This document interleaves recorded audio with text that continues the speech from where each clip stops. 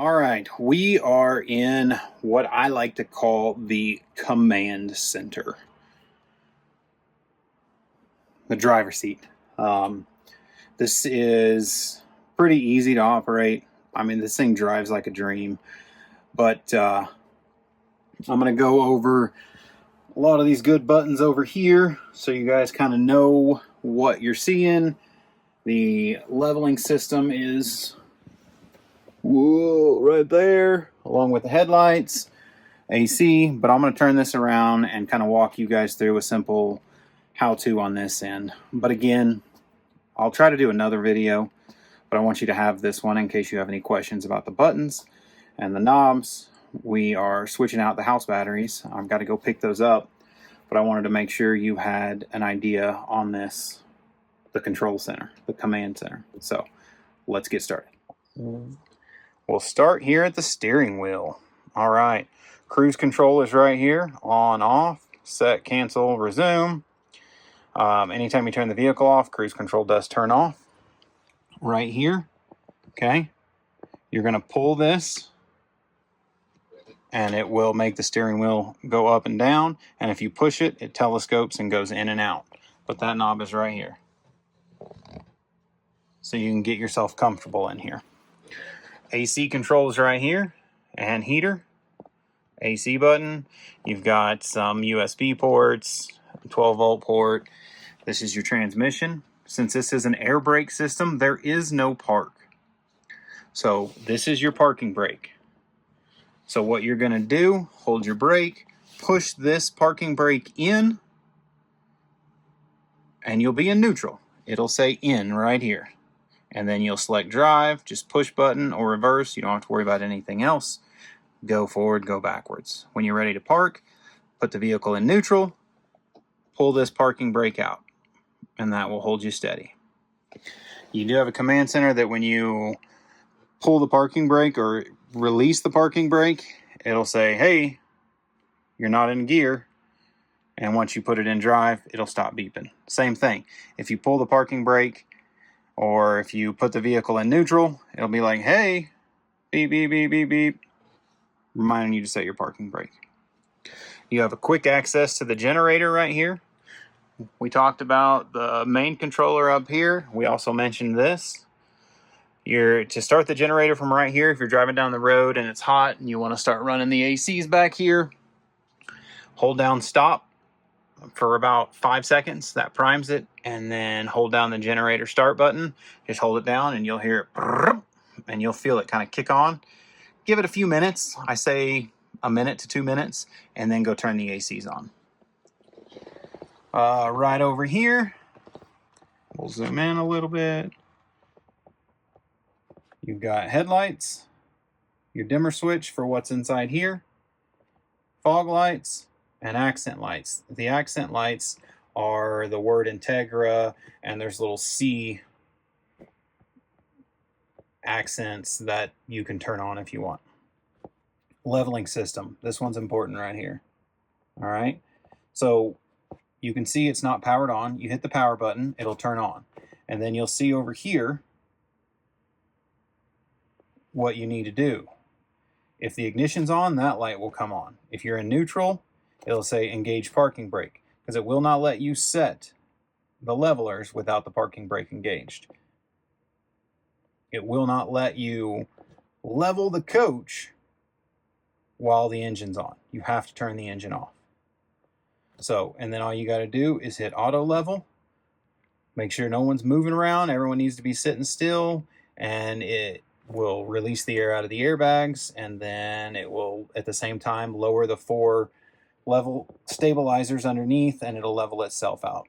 Every once in a while it gets a little funky, and if you feel like you need to manually adjust it, down makes the levelers go down so the coach goes up, if that makes sense. So you're operating the levelers. Do you want the stabilizer bars underneath to go down or up? And then when you're ready to leave, you want to retract all. Make sure you do that. If you try to take off without retracting, you will bend those stabilizer bars, and that gets uber expensive.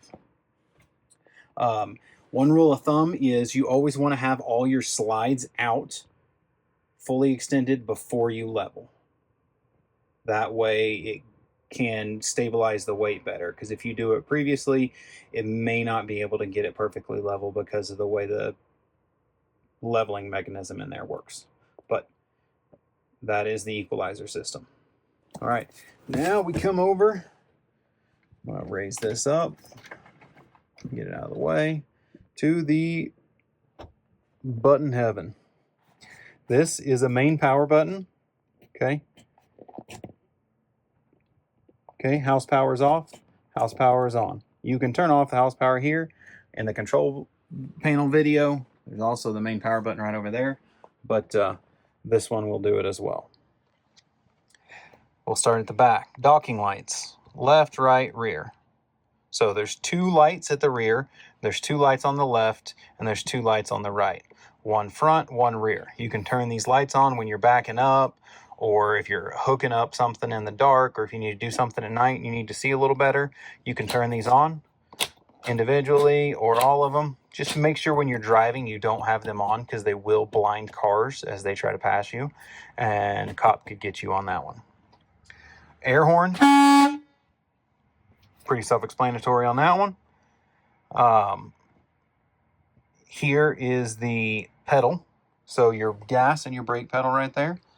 This will extend and retract them so you can make sure your seat's at a safe level and your pedals are easily accessible. Map lights, you got on, off, auto. I usually leave them off. I don't use them, but if you leave them on auto, you go right, you've got a map light there, and you've got a map light there. You can also press the light bulb. You got to have this switch on here, or auto or on, and then you just press on the light bulb. It's a push button, and that will light up the map light. I don't much use them. This is your tag axle. Okay, so right now, this is dumping the tag. This is saying, hey, I don't want to use the tag. I have it turned off. So I'm always using my tag axle, which is the second axle in the rear. You have dually and then you have a single. That single is your tag axle. It makes for a smoother ride. It balances the weight, distributes the weight better. So unless you're doing a tight turn, always just leave that tag dump off. Battery boost. For some reason, you need to boost the battery. If it's starting kind of slow, you can press that, hold that button down, and it'll give you a boost of battery. This is your engine brake. It's an auxiliary brake. It helps you slow down. So you'll notice off, low, high. I always leave it on low. It's great to have. As soon as you take your foot off the accelerator, it will help you slow down. Kind of uses the engine's exhaust, and you'll feel it start to slow down if you have it on high. If you're doing any mountain passes, going up and down steep inclines, definitely recommend having it on high. That way you don't burn up the brakes. This is using the engine to brake you versus using the tires. Way safer way to brake. When it's active, right here on the dash, it'll be right here. There's a green AUX light that comes on. That means the auxiliary brake is helping you brake. This is your menu selector. This controls the menu right in here, where you can see distance till empty, fuel, electronically see your fuel gauge, your def level, all that good stuff. But you also have the good old-fashioned, you have your fuel here is this gauge. Right below it is your def tank. It's electronic. You've got your rear and front air. It'll show you where those are at. Your battery, speedometer. Then you've got your tachometer, oil PSI, and engine temperature. All that access. You can go through that monitor to the screen and put what you want right up here. These are your shades. Driver side, passenger side. You'll see they're split. Passenger side, driver side. Day shade, night. Day, night. Right now the day shades are down. They block a lot of sun. Those are legal to drive with, to my understanding. I've never gotten in trouble for it. So if it's really bright out, I will put those down. You can see it does kind of make it hard to see the mirrors. Not horrible, but you can still kind of access them. That one's a little harder, but you can raise those up if you want. You are not allowed to drive with the nightshades down. Those are only for nighttime, and those will do blackout so people can't see in. Everywhere else, it's just a pull down, like right over here, so it just pulls it down. But on the front, it is electronic. Your mirror adjustments right here, and mirror defroster. Select your mirror, right side, move it, left side, move it. They're not the slowest moving mirror motors in the world, so just be careful. I mean, take your time. Got a couple USB ports right there. Let's see. That's quite a bit of that. Everything else on here is pretty self-explanatory. You've got a little drawer right here, trailer brake adjuster. The key. I'm going to grab the key real quick.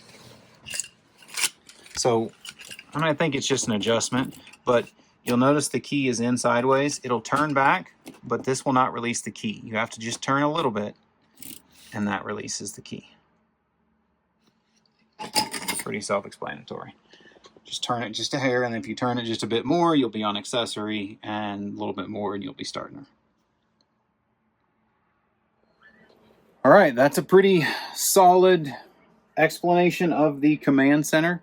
Couple big takeaways. Make sure the slides are out before you put the stabilizer feet down, and make sure you raise the stabilizer feet before you take off. You'll notice buttons on here, it'll say ignition on. You need to make sure you retract all. And then that's the biggest takeaway. You do not want to have to mess with that.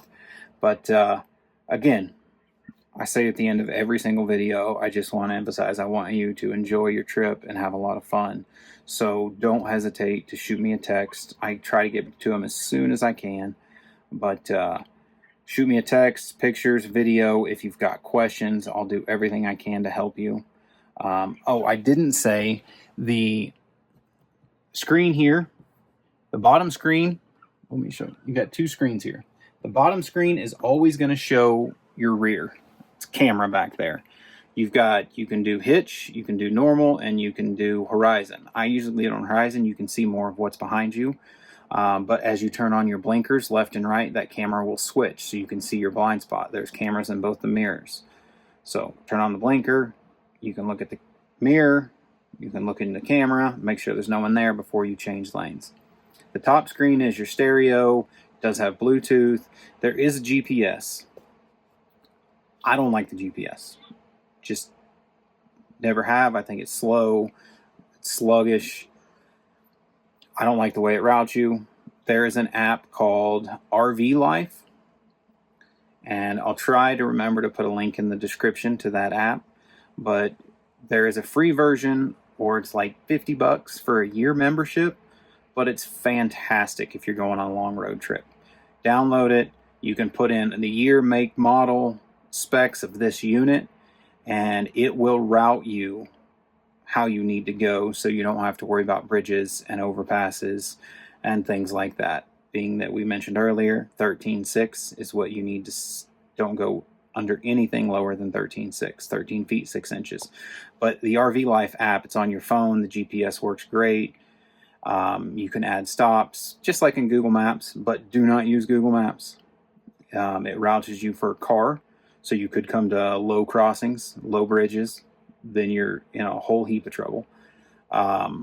So RV Life is a great app. Take a look at it. Go download it from the App Store. I think it's on Apple and Android. I've got Apple. But you do have the GPS in here. It's supposed to be good. I'm just not a fan of it. But do not use Google Maps or Apple Maps. They will put you in a bind real fast. Other than that, again, enjoy your trip. Take care of our girl here. And have fun. Most important, have fun.